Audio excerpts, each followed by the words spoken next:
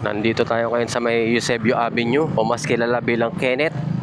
Pagka gantong oras, maraming sasakyan tsaka mga tao dito sa kalsada. Kaya hindi ka pwedeng magmadali rito eh. Kasi sigurado makaka-aksidente tayo. O, di ba? Ayan o. Tsagain lang natin to.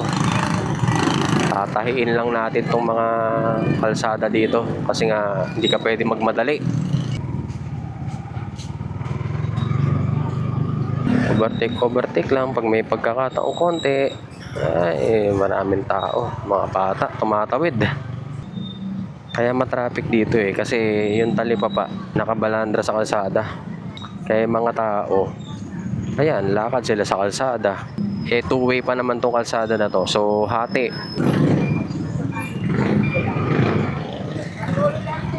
Nakakapagod pagka ganito.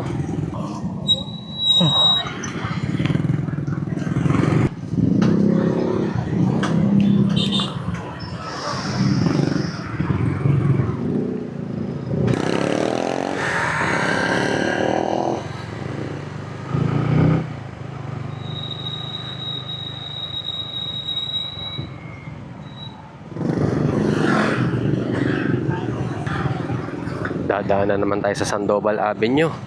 Isa sa mga traffic na kalsada dito sa Pasig. Rush hour na kasi, uwian na ng mga empleyado. Kaya ang hirap magbiyahe dito eh pagka gantong oras.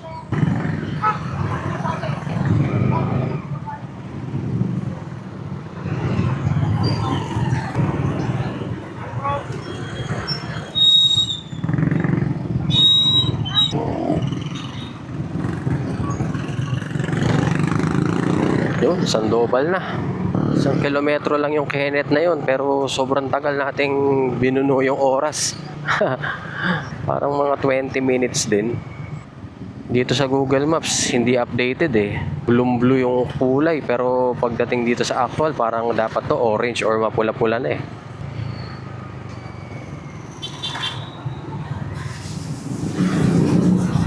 Dito pala yung may bumagsak na poste oh. Paano ba naman kasi hindi babagsak yung mga poste dito? Tignan nyo naman kung gaano kakapal yung mga wire dito. Binalahura na ng mga nag-i-install ng internet. Hindi naman lahat yan electric cable oh. Tignan nyo oh. Kaya maraming mga aksidente talaga sa kalsada dito eh. Sobrang kakapal ng mga wire. Sobrang dami na. Kumbaga hindi na siya akma dun sa capacity dapat nung poste. Kaya bumibigay.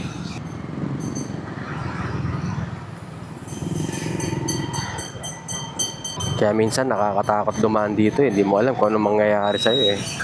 Kahit anong ingat mo, may chance pa rin eh. Yan ang masakit na katotohanan. Masaklap.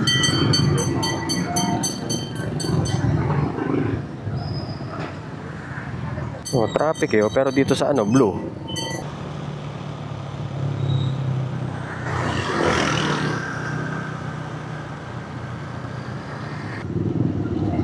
Ito na, pinaka-traffic na part. Yung papasok ng... Naku po, buti ka nang madali. Dito sa may papasok ng Urbano Velasco. Yan ang mabigat eh. Urbano Velasco.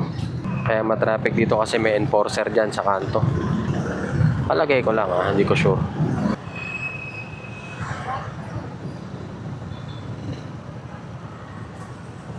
Urbano Velasco Avenue.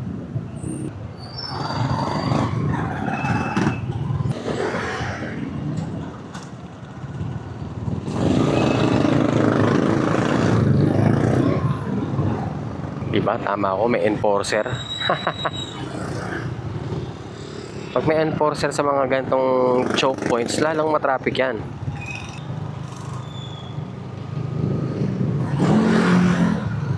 So yun guys, dito na natin tatapusin yung video natin. And kung gusto niyo ng mga ganitong content, please make sure na mag-follow kayo sa page natin dito sa TikTok.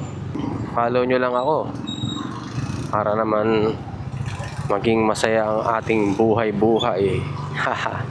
Let's go!